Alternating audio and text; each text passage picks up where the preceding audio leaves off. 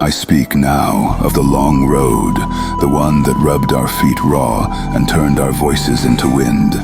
We had no walls, no city, no rest, only the road and the gods that walked with us.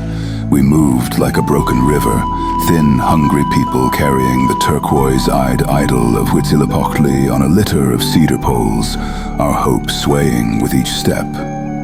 The elders sang to keep our breath steady. Mothers chewed bitter roots before pressing them into their children's mouths. Warriors walked on the edges, eyes sharp for teeth and shadow. The land tested us first. By day, the sun hammered us flat, peeling skin and patience. By night, the cold slid in from the heights, crawling down our spines into the marrow. The stars were knives. When rains came, they did not bless, they drowned. Storms struck like jaguars, sudden, punishing, tearing our reed shelters and flooding our hearths. The fire priest wept because the flames would not answer his coaxing. Smoke thinned, embers died, and we slept in the shiver between breaths. In the lowlands, mud clutched our ankles and the swamps pulled at our sandals with a sick, sucking laugh. Twice we thought the river would take our little ones. Twice we made a human chain, arms braided, and dragged them back from the water's greedy hands. The wild watched and waited. Coyotes circled our camps, composing their songs in the black. Once, a jaguar padded close enough that I could smell the copper of its breath. I lifted my spear, and it tilted its moonlit head, measuring me as if I were nothing more than a trembling deer. We learned to sleep with one eye open and our blades under our cheeks. Snakes hid in the thorn brush and the caves that promised shelter. Scorpions found the warm insides of our sandals. Hunger stitched itself into our tongues until we spoke like strangers.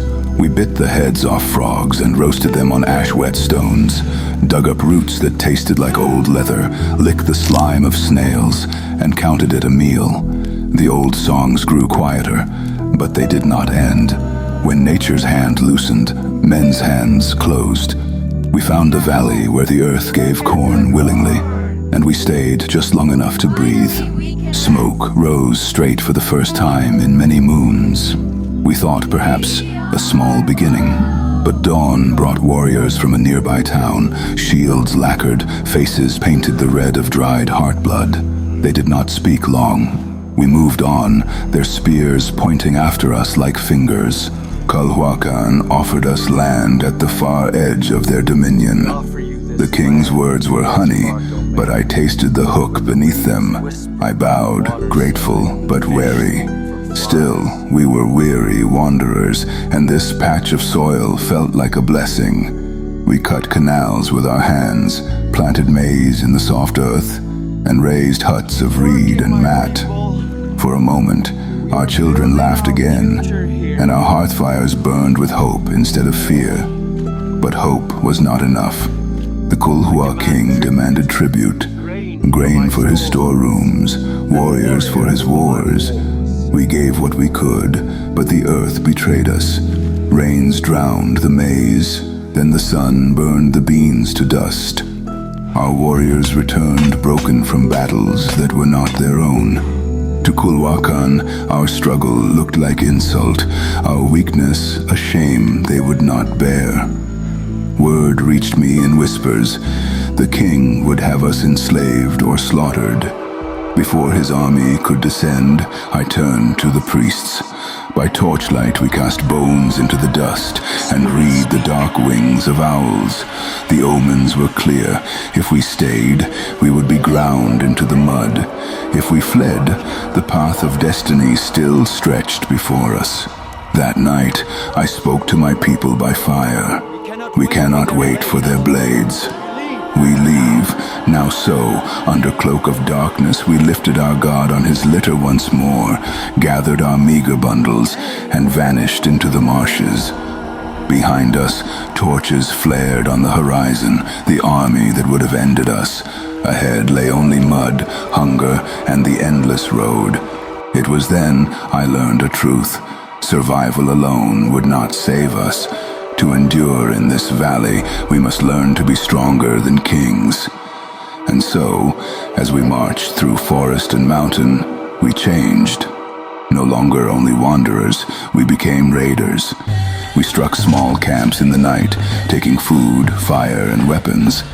At first we trembled, for hunger made us clumsy. But every raid hardened us. Every stolen meal taught us to endure. The gods whispered in each victory. The weak are prey. The strong carve their place from the bones of others. Yet the world itself still rose against us. Storms fell with the rage of gods, lightning tearing the sky, rains drowning our fires, leaving us to shiver in the dark. The earth became a swamp that sucked at our sandals. Rivers swelled and tried to take our children. Mountains froze our skin until lips cracked and bled. A serpent struck from the stones, sinking its fangs into a child's ankle before a warrior crushed it under his heel. Disease moved through our bodies, quiet and cruel. We fought not only with enemies of flesh, but with the land itself. But through this, we changed. Our children grew sharp-eyed, learning to walk with blades of obsidian strapped to their sides. Mothers learned which roots gave strength, which herbs healed fever. Warriors grew leaner, harder, their arms roped with muscle from pulling reed boats and spears alike. In fighting beasts and storms, we became beasts ourselves.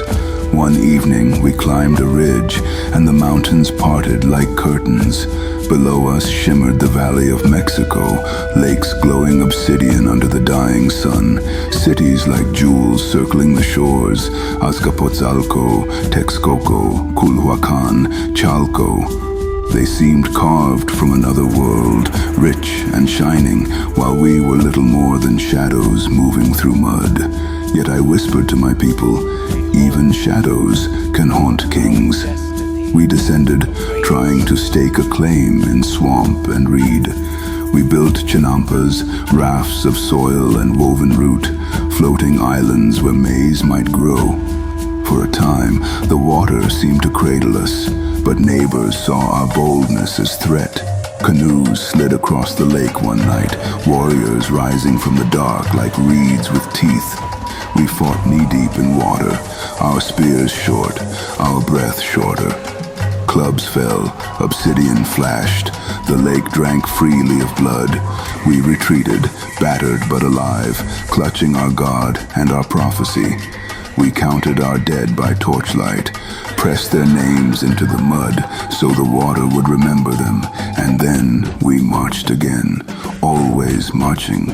The earth had tried to kill us, beasts had circled us, kings had despised us. Yet we lived, and with every step we sharpened. No longer the beggars of Culhuacan, no longer the weak. We were becoming the storm that no wall, no king, no beast could ignore. Every raid had sharpened our spears, every storm had taught us patience. Every hunger had carved away weakness until only iron remained in our hearts. From the ridges, we watched the great cities of the valley. Azcapotzalco with its armies, Texcoco with its proud lords. They looked untouchable, wrapped in stone and wealth. But I told my people, even the strongest walls crack when the earth shifts. Even kings bleed when the spear finds its mark.